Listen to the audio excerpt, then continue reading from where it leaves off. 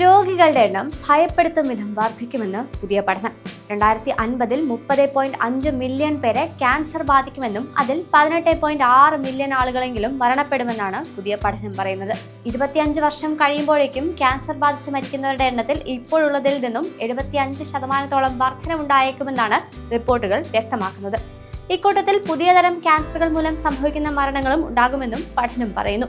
204 രാജ്യങ്ങളിൽ നിന്നുള്ള വിവരങ്ങൾ ശേഖരിച്ച് നടത്തിയ ഈ പഠനം 1990 മുതലുള്ള ഡേറ്റകൾ കൂടി അപഗ്രഹിച്ചിട്ടുണ്ട്.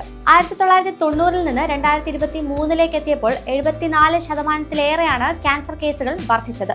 മരണത്തിന്റെ കാര്യത്തിലും സമാനമായ വർധനവുണ്ടായി. സാമ്പത്തികമായി പിന്നോക്കം നിൽക്കുന്ന രാജ്യങ്ങളിലാണ് ക്യാൻസർ കേസുകളുടെ കാര്യത്തിൽ വർധനവുണ്ടായത്. മതിയായ രോഗനിർണയ ചികിത്സാ സൗകര്യങ്ങൾ ഇല്ലാത്തതാണ് ഇതിന് കാരണം.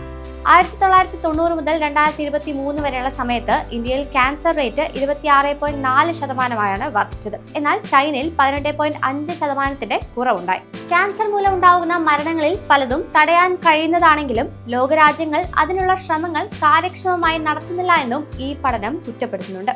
1990 മുതൽ 2023 വരെയുള്ള വർഷങ്ങളിൽ അതിനു മുൻപുള്ള വർഷങ്ങളെ അപേക്ഷിച്ച് 24%-ന്റെ കുറവുണ്ടായിട്ടുണ്ടെങ്കിലും അതിലും രാജ്യങ്ങളുടെ സാമ്പത്തിക സ്ഥിതി അനുസരിച്ച് വലിയ വ്യത്യാസങ്ങളുണ്ടെന്നാണ് പഠനത്തിലുള്ളത്. വരും വർഷങ്ങളിൽ ലോകമെമ്പാടും ക്യാൻസർ കേസുകളുടെ എണ്ണത്തിൽ വലിയ വർധനവുണ്ടാവും. എന്നാൽ സാമ്പത്തികമായി പിന്നാക്കം നിൽക്കുന്ന രാജ്യങ്ങളിലായിരിക്കും ഇവ കൂടുതലാവുക.